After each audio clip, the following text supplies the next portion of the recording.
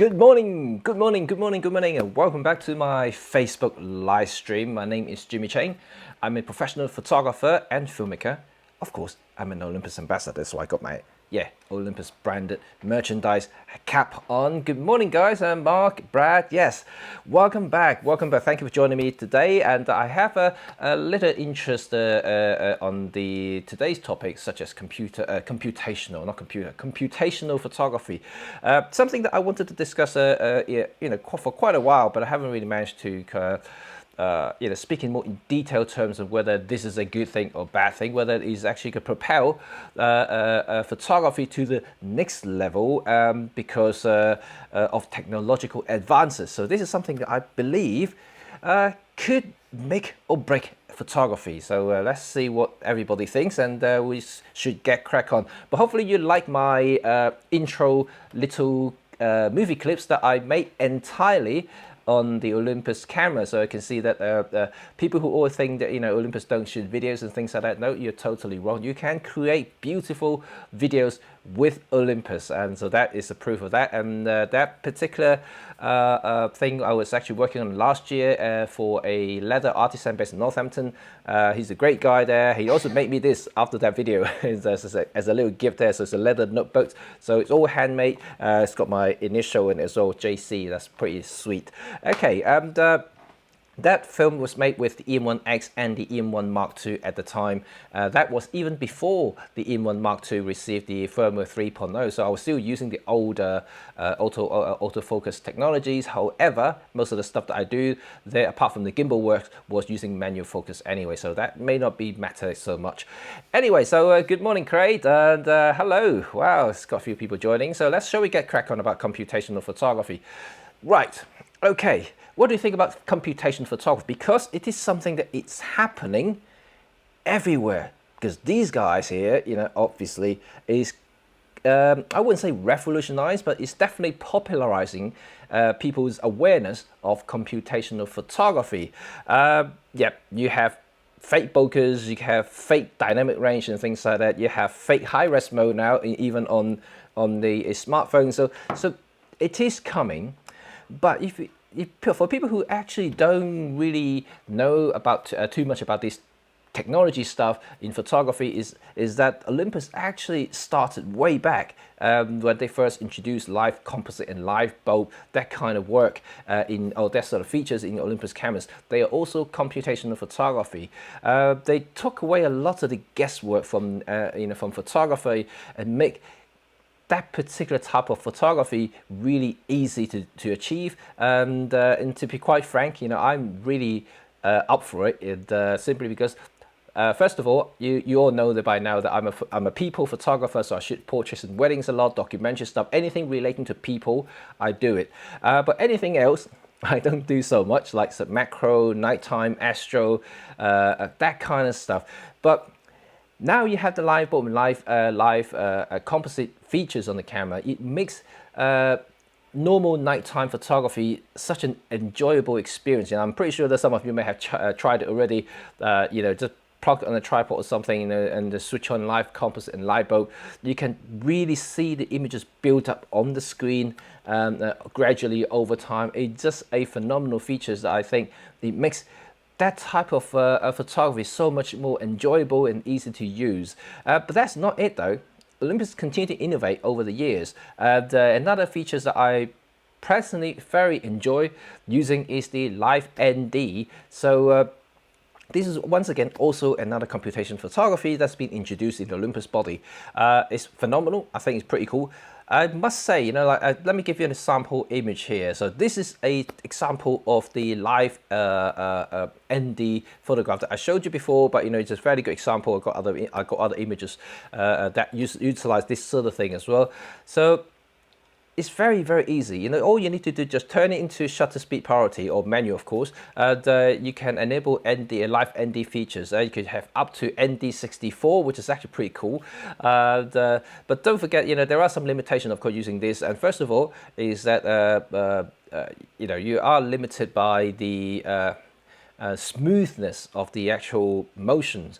If you compare Live ND to the actual real ND filters, you will find that there are some subtle differences in the actual detail itself. Let's say if you've got a 10 stopper, for instance, and then you photograph a seascape, you want to make this the sea like really like silky smooth and like over the, I don't know, like 30 seconds or something, maybe even longer. You will find that that's still much smoother by using a traditional high density filters like compared to ND, live ND. Live ND is using a lot of the motion and predictions in the algorithm, and is actually trying to predict where the motion is actually going and artificially blurring it. But so it's using like different frames in between and trying to match the point between point A and point B or whatever. You know, there's something very complicated going on there, but it's all artificial. But it works. It works to an extent that I think if you use it sparingly and also not overdoing it, you can achieve something pretty awesome, even during daytime. Like this particular shot I'm showing you right now. This happened at 12 o'clock in the afternoon. Of course, it's not very sunny, and then but you can manage to do this kind of thing really, really like within a couple of seconds. So it's actually pretty awesome, right? And so I love the live ND feature so much that I actually use it on a lot of my photo shoot wherever it's applicable. What about you guys? You know, I think that I don't know if you guys have tried live ND or whether you have the live ND features in your camera. I think currently it's only the EM1 Mark III and the EM1X actually have the live ND features. So it is actually pretty cool, and I do use it for creative purposes. It's fun. It's a fun thing to do. I'm pretty sure you can do a lot more in nature photography, like let's say waterfall, which is what they demonstrated, Olympus when they launched the cameras, and also you can do it with seascape, like I mentioned, or anything that else you want to blur, basically. So this is one feature that I kind of like. And, I just love what Roman just say that all my pictures are with lifetime. Wow. Okay, cool. So what sort of like Olympus features and in terms of computation photography stuff that you use most? And good morning, Ralph. And I think that most people really use the live ND and live bulb a lot for like light painting, long exposure sources, such as anything to do with nightscapes, like something like long exposures like this is pretty cool. You know, like I said, I don't do this a lot just because I don't usually venture out during the nighttime, and you know, it's not that I don't want to, it's just because I've got young kids now and got work in the morning and things like that. It makes it a lot harder for me to go out. The way I live now is not as exciting as a city or something like that. So like we have limited traffic around here in nighttime, so like I'm never ever going to get something like this. Perhaps if I venture out to a park, maybe I can do some astrophotography. Maybe it's something that I would try over time. This is something I still need to explore because I haven't really done any like night stuff, like starry sky stuff and things like that. It's actually on the EM1 Mark III now.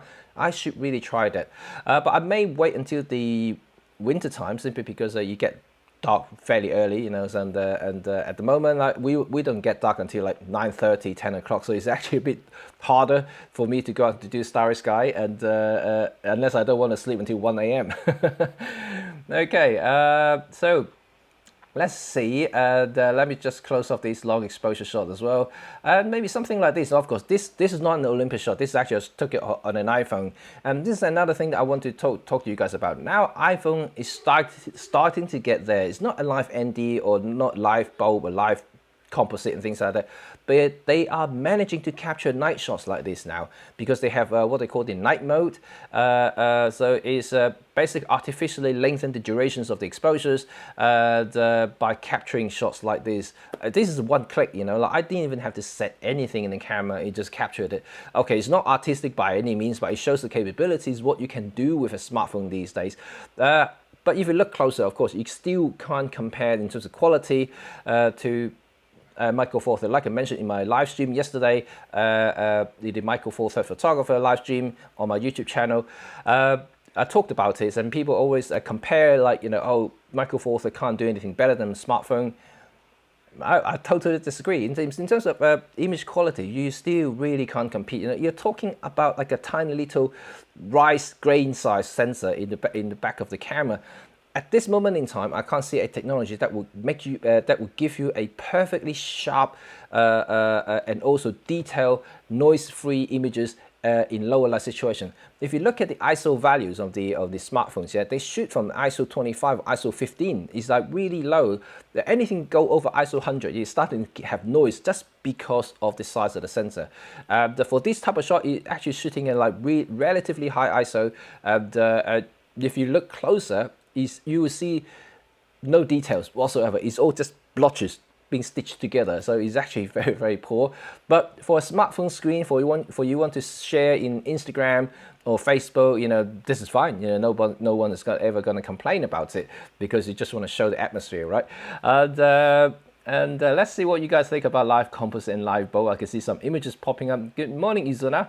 Izua. And Burana, hello. You like the live composite?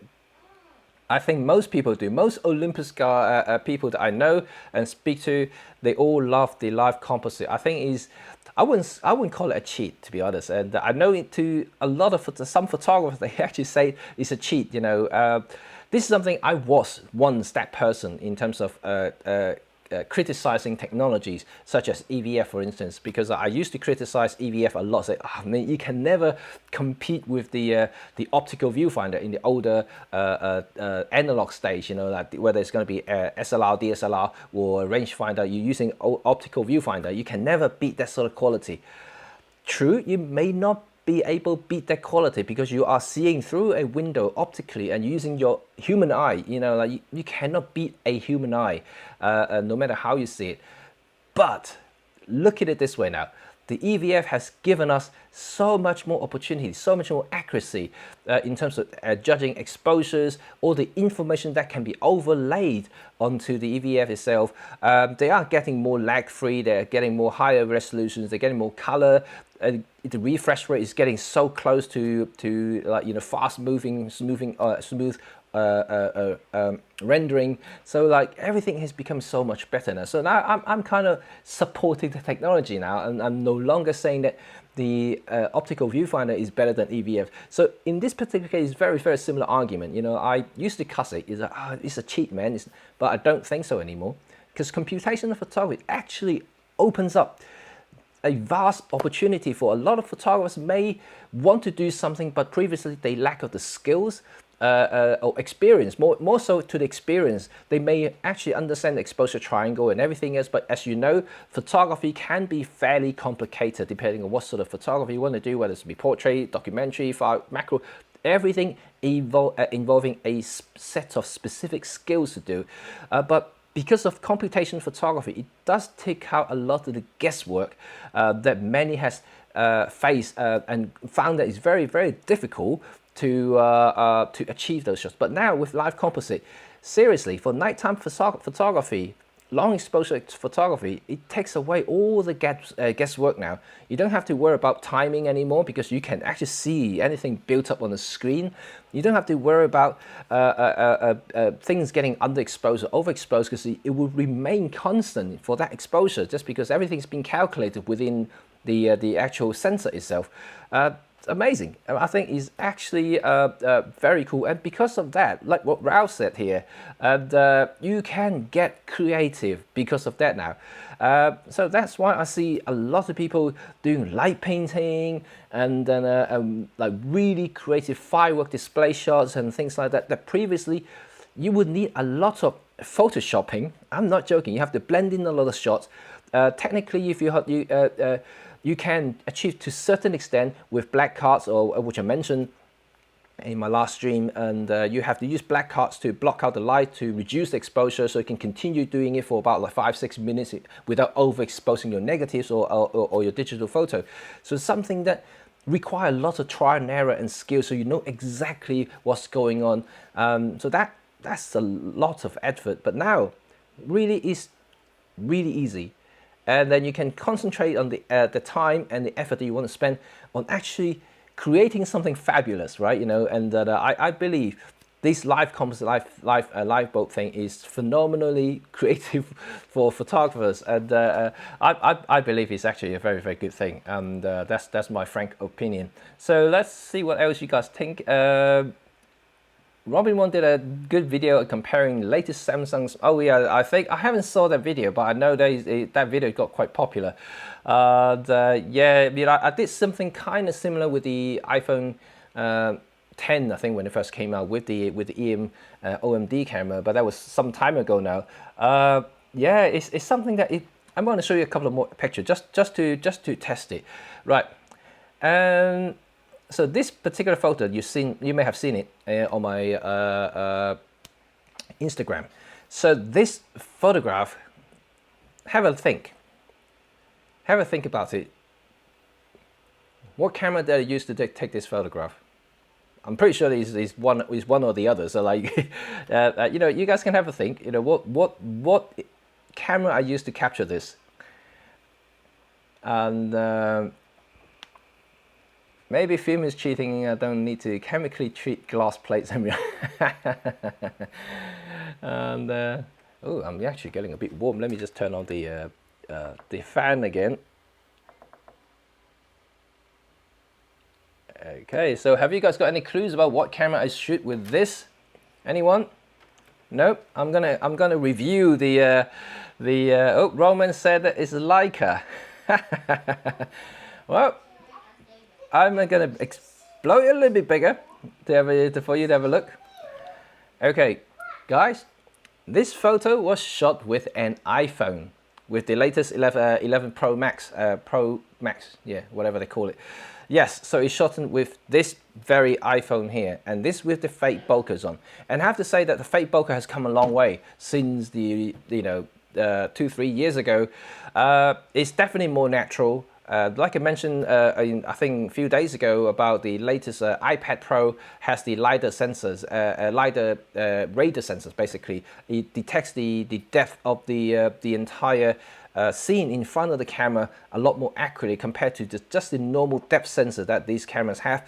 That would basically mean that if they really want to introduce LiDAR and use it in conjunction with fake bokeh, it will make everything so much more natural looking. But obviously, I haven't seen it yet, and from what I've heard from Apple, that they're not introducing LiDAR into the upcoming iPhone 12 either. So that remains to be seen whether that will prove my theory that will make the fake bokeh even more natural, and that could be a scary thing. Well, not a scary thing, but it could be a good thing depending on how you look at it. But it can create some stuff these days with an iPhone, and you can see the edge detection here around my body, my hat, my face. It's pretty darn good now. But obviously, still there are cases that the fake bokeh just simply wouldn't work, you know. And if you got something that is very close to in terms of colors, you know, the computer will get confused with, they don't know whether the edges actually is, and then you'll find those really horrible errors there. So it doesn't work all the time, but it does. When it does work, it works pretty well. Like in this particular case, right? I think you'll agree. But this is something that, you know, may be interesting depending on how you may foresee it, is that if this particular feature implemented into Olympus camera or any digital cameras, would that be a good thing? You know, there could be something, let's say, for casual photographers who just simply want to have something to play with for that particular effect. Like I mentioned, like bokeh is not for everything. I wouldn't suggest you to just shoot wide open all the time. And I always say that wide open aperture is really for low light photography. The bokeh and the shallow depth of field is almost kind of like a byproduct. Of course, you may want to utilize some sort of shallow depth of field to isolate your subject from busy background or some distractive background, for instance. You may want to use it like for that purpose, but overall, people are just overkilling it these days. But if it's something that you may want to just do it in post-production, you know, something like the fake bokeh might actually work for those people, and it will save you a few bucks. You know, imagine you have to keep spending like thousands of pounds and getting 1.2, like 0.95 lenses, and they could be so expensive for normal photographers. If they have something fake bokeh going on, and maybe something that like a general photographers who are using interchangeable camera, just a normal kit like EPL camera with a kit lens can achieve, that would be, you know, once again open up opportunity for people who would like to experience it without spending a lot of money. So that could be maybe something to think about.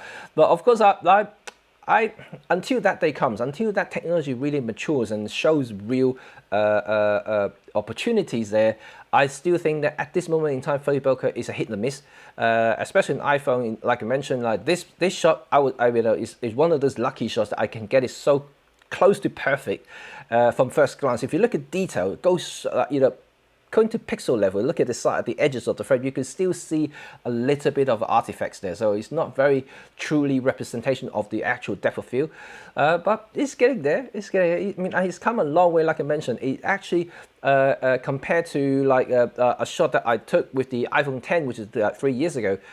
Really is different now. You know, the it has improved quite a lot. So over the year, every year when they update the phone, whether it's going to be Samsung, you know, OnePlus, whatever, iPhone, they increase the technology so much, and process is getting faster as well, right? You know, so they can process a lot more data any milliseconds. So it's really going somewhere. And so let me just show you another thing that what is interesting. So this shot here, okay, you might have seen Sally, and and okay, this is another really interesting stuff that I believe Olympus has done something fairly spectacular. Okay, this is a handheld high-res shot, right? Okay, you can't obviously tell because I shrink it to really small. So this is a 50 megapixel image file coming from the Olympus camera. So obviously at this moment in time, the high-res, handheld high-res mode is only available in the EM1X and the EM1 Mark III. But I'm pretty sure that this will trickle down to the EM5 eventually, and maybe even EM10 in the future. But this sort of thing is actually, you know, pretty cool. And if you compare to the first generations of the high-res mode, like tripod high-res mode, compared to the latest handheld high-res mode, there are like a lot of differences there. The overall calculation algorithm behind it, you know, making sure that, you know, the movement is being treated better, because if you look at the first generation high-res mode, the movement in the frame can be very fake, and you can see a lot of the really horrible artifacts there, like actual like chunk of block like big chunk of pixels there, you know, in squares. It's just really horrible. But over the years, the high-res mode has matured like gradually, and now in 2020, I mean, I've been using the EM1 Mark III, and this shot was taken with the EM1X last year. It's just as a test whether I could actually shoot handheld high-res with a portrait, because a lot of people you know, thought they were only limited uses for the handheld high-res or even high-res mode in general, because you can't shoot with anything that's moving, and that's still true. That is still very true. But how applicable that is now, because of the computational photography is improving, and how they tweak the algorithm to make sure the any sort of movement in the frame is treated accordingly. So that is actually pretty good. If you think about this particular shot here, and the reason I'm able to do this is that, first of all, Sally was pretty nice. Sally was really still when she was holding this pose.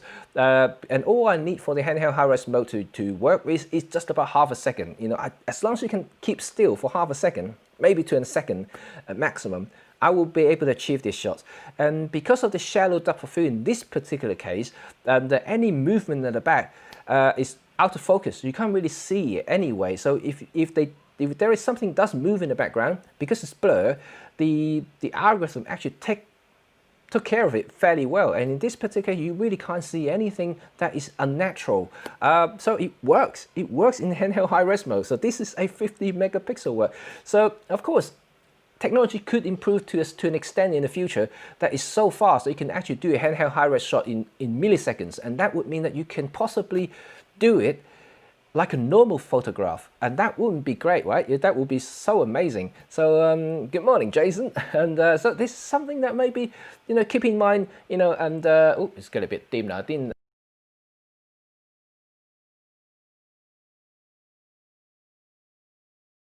Okay, that's good. So So you can see that this can be something to scream about. I think is definitely interesting. I personally haven't really done a lot of high-res mode because I don't need the megapixel. Like I mentioned so many times, I'm perfectly happy with 20 megapixel.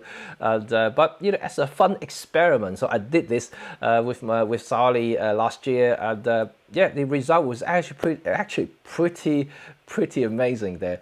So have you guys tried high res mode, and let me know what your thought is. So whether you do see the horrible artifact that I mentioned about, because it's something that you have to be fairly careful about movement, especially landscape. If you're shooting everything in focus, like for instance, you're shooting f8, f11, and that could possibly be a problem. But at the same time, I can see that they could be used on product photography because everything is set up, everything is still.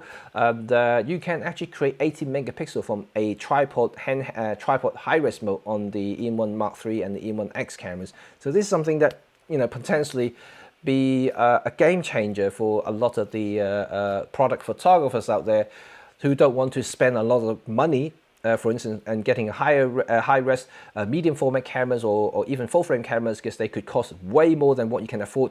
To me, like I mentioned, Micro Four Thirds actually makes a lot of business sense because it's actually cheaper while producing similar, if not better results, depending on how you look at it. So I actually think it's a pretty darn good thing. Let's see what you guys have reacted so far. What is Roman saying about Lady Gaga? They did a, oh yeah, I saw the iPhone video thing, and yeah, I mean, like I said, if you depending on where this video or where the end point you want to show your audience is, whether it's going to be photo or videos, yeah. If you show it on a, let's say you watch that video, Lady Gaga's videos on an iPhone or smaller devices with a smaller screen, it may actually look okay. So, and majority of the people these days, and I'm talking about like general teenagers or like younger people, like most of the time they consume contents are through their smartphone.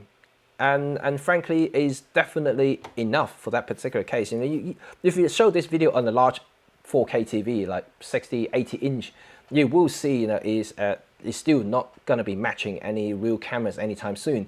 However, depending on what sort of applications and things like that, similar to photos as well, you know, is the same thing. In iPhone photos is actually not that bad now if you're looking at even on the computer screen, yeah, depending on the size of the computer screen. But if you're just having a laptop here, 15-inch, 13-inch, iPad Pro with that 12.9-inch screen, they are actually pretty good. But once you blow it up, once again, if you're looking at a bigger screen, then you will starting to see these insufficiencies from a smaller cameras and smaller smartphone, things like that. So yeah, okay, let's see. Ralph responding to my earlier comment about the photographer hack, yeah, about the fake bokeh thing. Yeah, I would like to see how this technology evolves over time. And at the moment, they're no longer raving about it because it already happened. But you know, as a photographer who, you know, and also content creator, also using these phones a new phone every year, I see the improvement, like, you know, gradually over the years. It's just amazing how they continue tweaking it, making it more natural, more usable. In many cases, it's something that I think that they've done well in the smartphone world. And this is another thing that I want to really kind of want a lot of the, not just Olympus, a lot of the camera manufacturers to learn from the smartphone market, because smartphones, like, think about it, you know, they may have lenses, different focal length, different aperture, you know, you name it, but they are always limited by the size of the sensor, and they can't increase it, to be honest, because they want to keep their phone as slim as possible, as portable as possible. So they can't possibly have a really large sensor there. People think that I would put a larger sensor to solve the problem. But if you put a larger sensor, you have to have bigger optics, you have to have bigger things. Phone will become thicker, so it doesn't look like a phone anymore.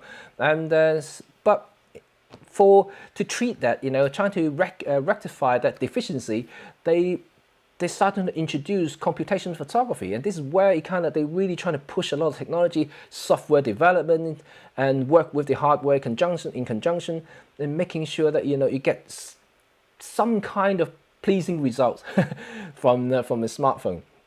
And they have done a grand job over the last 2 to 3 years, and things like night modes and things like that really changed a lot of the low light photography in smartphone world, because previously it's just impossible to do anything at nighttime, right? You'll agree that now you can still shoot. No, you can shoot nighttime mode, but then it's just still not as good, but it's getting there. But imagine the camera manufacturer take on a lot of this software development, starting to look beyond the pure optics and or traditional photography physics and technologies, sensors, and also like actual glass optic designs and stuff like that. Just look beyond that, starting to introduce software stuff. The possibility could be endless. Like Olympus is really a good demonstration about what you can do with software and algorithm for live composite and things like that. Live ND, all these stuff are really, really awesome, right? And I think if they learn a few things from the smartphone market and start to pump in a little bit more resources into software development, and this could be something. And that could be something even bigger that nobody has ever foreseen, because possibility could be there. And even the Samsung phones now, they have some sort of like fake bokeh for video mode. No, okay, that's really a hit or miss. I've seen footage of it. It just looks fake, completely fake. But you're looking at the early days of technologies there, and over time, if the processor does get really powerful, you may be able to process it. Like I mentioned, you would need some other hardware to help the camera out determining where the actual edges are. So a depth sensors or some sort of LiDAR technology, like I mentioned, would dramatically enhance the experience, and also making sure that you are really telling the computer where your edges are, and to be able to like manufacture the fake depth of field as if they need it for any kind of sort of footage, whether it be stills or movie.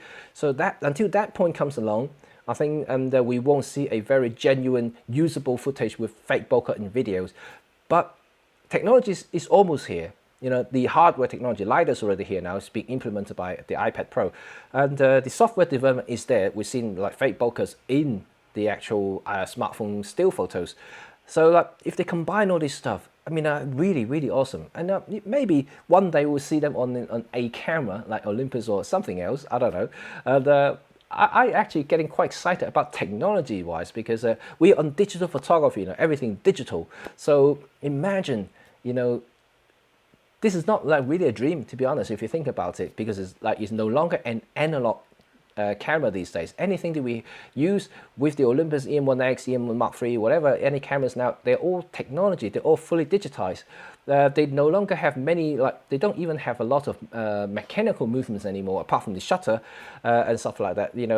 Most people shoot with electronic shutters these days, although there are some limitations, like rolling shutters and things. But we are getting there. We are moving away from the traditional mechanical camera technologies now. DSLR is definitely, I would say, reaching the limits of its evolutions. I can't see it getting any better than what they are now, and they are magnificent cameras. Don't get me wrong; they're really truly amazing cameras. But we are looking at the evolutions of the whole kind of photography and cameras and things like that. So this is something to be excited. This is an exciting time, and especially now we've witnessed from what Olympus can achieve with the digital cameras, and you can see that in future years. I can't really wait. Let's see what other people are thinking now. And hello, Gregoras. What lens although is the 50 megapixel resolution available? Currently is the EM1 X that I'm shooting right now. This is what I'm using now is the EM1 X, and also the EM1 Mark III also has the 50 megapixel handheld high-res mode. When I say that handheld high-res mode, and let me just take my Mark III out. So this is the EM1 Mark III here. So there are two modes, two high-res modes in the EM1 Mark III and the EM1 X. One is called the handheld, so you can actually handhold the camera to do high-res mode. So it will fully maximize the IBIS, the image stabilization in the body to create the effect. So you need a lot of processing power there. That's why it's only 50 megapixel. But if you put it on a tripod, the megapixel will increase to 80 megapixel because you use less movement in the actual IBIS itself, so it allows you to do more with the tripod, and that's why that you can get a high megapixel count. But yeah, the 50 megapixel is on only 2 models at the moment on the Olympus, but they work really, really well. So Roman say that the high-res mode and okay, I beg my pardon, apology. And yes, because in the older cameras like the Pan Air 5D Mark II, sorry, EM5 Mark II, EM1 Mark II, they have tripod high-res mode as well, and so they don't have handheld high-res, but they have tripod high-res, but will be lower megapixels. They'll be 50 megapixels in those cases. But you can see the technology is how much is improved. Yeah, in the EM1X and the EM1 Mark III, you can do handheld high-res mode with the same megapixel compared to the older cameras that with tripod high-res mode. So this is another thing that to be excited about as well. Okay, let's see. Woo, my God, this is big. Okay, let me just make it bigger. I have an A2 size canvas photo on my wall from a cheap phone about 3-4 years old. Is what I had to hand in an instant. I needed it. Not perfect, it is good enough in Lightroom. Winding a shot, okay, mobile. Yeah, it's. I guess it's still depending on what sort of application you use on the smartphone. But like I mentioned, I think depending on the medium you're printing, I think canvas, you can get away with a lot of stuff because it's not actual photo paper, and so like you don't see a lot of the details compared to a traditional print. So in that case, you know, even a lower megapixels phone cameras or whatever, you print it on canvas, you can print it big without losing too much actual presence. So I think that you can get away with it. But if you do it on the print itself, that is a different story, and you can clearly see the deficiency of us using a smartphone for the moment. Yes, it is. I know there are some really crazy high-res stuff at the moment on the smartphones, especially Samsung. So that could be something else. Let's see what else there. No lens would do it. No pro lens will resolve in more detail. You need to upgrade your Ollie body. Well, you know, what camera do you have? I think it's okay. And you know, as long as you have the high-res mode, if you want to play around with it, like I mentioned earlier, the high-res mode can be a little bit of hit and miss as well, like I mentioned about the movement things.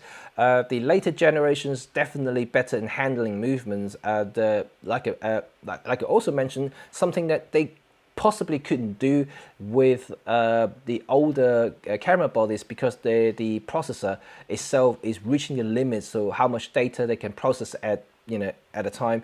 So it's really depending on how you can achieve the same result with the later cameras in this particular instance, and also in terms of computation photography. It's just like computers, you know, every generation you got faster processor, it just handles better in terms of any data per second, for instance. In this case, probably milliseconds. I'm not a tech guy, so I don't really understand that sort of thing. But yeah, if you have a newer processor like the EM1 Mark III, the latest TruePic 9 processor, it's just phenomenal. Imagine that one single processor is almost doing the same thing as dual TruePic 8 processor on the EM1X, you know, because it's doing everything that EM1X can do, plus more with the facial tracking, eye tracking things. The only thing the EM1X is good of is its build quality, bigger buffer, and so forth, and also the deep learning AI tracking. That is and another thing that I haven't really quite mentioned is that particular mode on the EM1X, and it's also exclusive to the EM1X is the deep learning AI tracking. And I'm still waiting for Olympus to give us an update, and even I am actually getting a bit anxious about the update to the deep learning AI tracking, because at the moment it's restricted to only 3 subjects. You have the train, plane, and cars or vehicles. It's great, but the thing is, I don't do any of those, stuff. I'm really hoping to see like they expanded the profile to include other things that I actually use. And well, they have facial tracking now. I guess it's kind of like what I do mostly. But I would like to see it expand to other areas. I mean, people already talk about pets and stuff like that, and something that I perhaps, maybe they could do something like that. And it will be interesting. It will be interesting to see whether we will get an EM1X firmware update very soon to include newer AI profiles and also the facial and eye tracking that we have on the EM1 Mark III. So that would be quite cool if they finally introduce that in the EM1X. It's capable. I'm pretty sure it's capable. It's got 2 processors, man. It's got 2 brains. Even though it may be a slower brain, but then it's still 2 brains compared to just 1, if that makes sense. I don't know what I'm talking about now. And Mark is suggested that Olympus should team up with Nokia to build a super camera smartphone. Who is Nokia currently partnering with? I think they're partnering with Zeiss, if I believe. I know Leica is partnering with Laowa. Not Laowa. What was it? Oh, I forgot the name of the smartphone company now. Huawei. Yeah, Huawei. Huawei and Leica are teamed up, and I'm pretty sure that Nokia is teamed up with Zeiss, if I remember correctly. So yeah, potentially Olympus could partner with another smartphone company and build something up. That will be cool, right? I can't wait to see if that happens, and I will switch off my iPhone and go for the others. I still like my iPhone though. I don't think I can switch it away. And it's something that unfortunately I'm stuck with now. I have just too many iOS stuff. I have too many apps and purchases from there. Hello, Tristan. And annular eclipse is coming. Any tips? Ooh, is it? I actually have no idea, but I would like to put my 40 to 150 and the 2x converter on, see what I can capture. And I think, okay, in terms of capturing an eclipse, you need to, first of all, ideally put it on a tripod just to get a still spot. You know what? If you're capturing anything like moon or sun and things like that, yeah, you may not actually aware. It's actually moving fairly quick. So like there are 2 things there: shutter speed and also exposure, yeah, and it's really important there. Don't need to worry about shooting at 2.8 in the wide open things like that. You actually may need to stop down, and but depending on the situation, of course, and the lighting condition, you have to judge it by looking at the exposure triangle and determine that. But like in terms of shutter speed, I think you would definitely need fairly fast shutter speed, like 150s, I think 100, 200s, maybe that sort of shutter speed to freeze the frame. Because if you look at the viewfinder, look at this moon and think that you can actually see moving, like actually pretty quick. You'll be amazed. So like if you snap a shot thinking about long exposure, because it's a night shot, you'll be mistaken, and you will find that your shot will not be as sharp. And also using ultra fast, ultra long focal length to capture this sort of thing also means that you need a faster shutter speed to avoid not the movement of the moon, but also the actual the camera movement. So you need to compensate both things there, even though that the Olympus body have the IBIS on, and but if you put on a tripod, you can actually turn off the IBIS, making sure the tripod is a sturdy one, of course, and you can turn it off to maximize everything, and then go ahead and try it out, and make sure that you have a relatively good aperture size to make sure so it's not missing the focus and things like that as well. Yeah, using punch-in, magnify in the camera menu to make sure that you can see the details. Yeah, that's kind of what I would suggest. Usually Infinity would do the job nicely, but then you just have to make sure that you are getting the exposure and the shutter speed correct. In this particular case, I see so many people now capturing very blur shots of the moons, and it's a lot of try and error there. You just make sure that you know, depending on what sort of situation you're in, what's the lighting conditions and you're in. If it's completely pitch black, just the moon, is easy. But when you have an eclipse, it could be a little bit different. Just try it. Okay, and I hope this Sunday we have a clear sky and going to take some solar eclipses. I think that will be as a Sunday. So maybe if our sun or our sky finally clears up on Sunday, maybe something. Okay, excellent stuff. And okay, let's see with anything else we want to talk about, and it will be the end of today's talk. So one day, hopefully, you know, I can create something like this with with a smartphone. At the moment, it's still a little bit difficult because obviously the fake bokeh only works with anything that's behind the subject, not in front of the subject. So unfortunately, that doesn't quite work out at the moment. So everything's still fairly fake. But if the day does come, we will see that the fake bokeh is actually ready for prime time. And in that case, camera companies would be scared, because if they can create a result is as natural as a traditional proper optics, at that point that they might have to rethink about what they're going to do. So that is why I want to suggest a lot of the camera manufacturers out there start looking into software development. And Olympus already have a head start, because they already have a lot of really cool computational features that is currently available across the entire lineup there. And so it would be easy for them to continue pumping resources into it and really get this going, and introducing more and more really creative features that allow a lot of photographers to do their work, and also for a lot of beginners or people who are not experienced in certain field to enjoy that type of photography, and just to open up the opportunity for them to learn more stuff from something that's totally different from what they do normally. And this is fun. This is, like I mentioned so many times, I think photography is actually a fun thing to do. Whether it's going to be a hobby, whether it's going to be making money as a professional like myself, I enjoy what I do. That's why I'm here talking to you guys about photography and cameras. And I really enjoy every time I go out with my camera shooting my clients. I smile all the time, not just because I'm a crazy dude, just to smile just like a crazy man, but no, I actually genuinely love what I do. So you can see that I think Olympus is really, really making sure that people can enjoy this type of stuff, and by introducing creative features like that. Amazing, cool stuff. Let's see what else you guys say before I end the today's talk. And you got a 15 seconds exposure last night and get sharp photos. Okay, cool. I would like Olympus to include some film simulation in their art filters, the Valvia. Who wouldn't want that? Yeah, I think everyone wants to have that film simulation, but I think because of what Fujifilm is doing now with their cameras, it could be a very expensive license that Olympus have to acquire to simulate that sort of thing. And that's probably another reason why Olympus is developing their own kind of art filters that not many people uses, but the Fuji is kind of almost the exclusive now, because they have obviously all the back catalogs of all the film simulations data, because they have all the look and feel that they have in the catalogs of all the film stock they previously produced and still produce. So it's easy for them. And could be Kodak, perhaps. Kodak's not doing anything now. They went bankrupt, so there's something that maybe they can somehow negotiate an agreement with Kodak and say bring in some sort of a Portra 400 simulations into Olympus camera. Wouldn't that be great, right?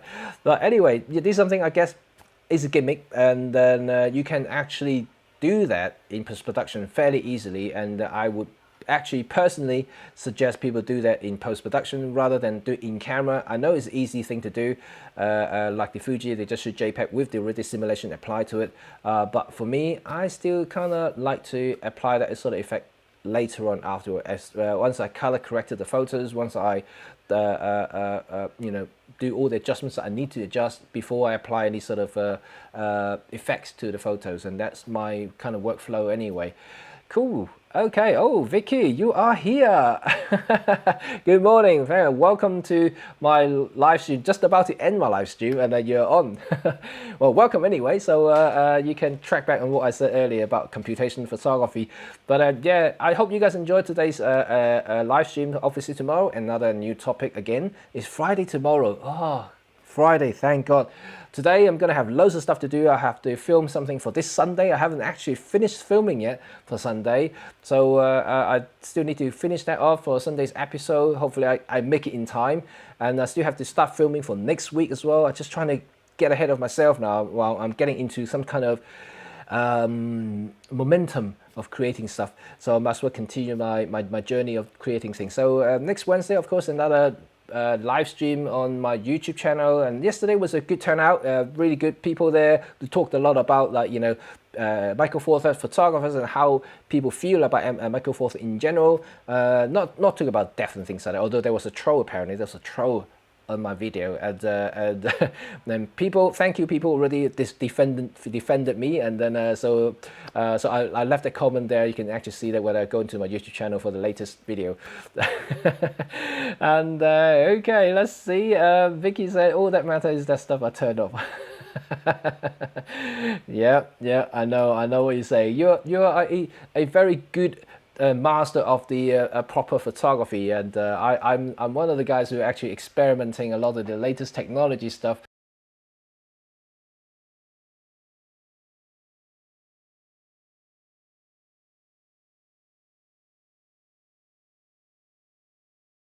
I think Panasonic finally introduced a version of the live composite in their latest camera, but only 1 or 2 cameras are currently available for that. And they can't retrospectively add it to it. And like I mentioned, it's all depending on the processor they have. If you look at the Panasonic, I think one of the latest G9 may be capable of using live composite, but only 1 camera, maybe 2. You have to check that out. But yeah, you can see that Panasonic may be seeing some opportunities there. That is also another reason why I think, like, look, Olympus, come on, you have to step up a little bit, because ultimately these are software development and people can implement if they really want to and put in the resources to. So let's get ahead of the game. Let's get something going, and maybe we can create something really, really cool. I'm waiting to see some mind-blowing I don't know, some alien features that I haven't seen before. That will be cool. All right, Vicky, last comment. I experiment with my matte stuff and I have my own control in what I'm doing. Yes, but I think like we all control freaks here, right? All photographers are control freaks. If you say you're not, I don't believe you. You got to be a control freak to be able to take control of, to be a photographer. You need to control everything: exposure, shutter speed, ISO, whatever, anything. You need to control the look and feel of it, composition, and everything. You dictate everything, dictate the outcome of the photography. So like, we are just born control freak. Okay, good. Thank you very much for joining me once again. I will see you all tomorrow, and hope you all have a good day, even though that we have a very typical British weather. Pissing down with rain, that is. All right, see you guys later, and have fun whatever you're doing, wherever you are, and keep smiling, keep shooting, and keep behaving yourself. Stay home, stay whatever social distancing is, and keep safe. Yeah, I'll see you all tomorrow.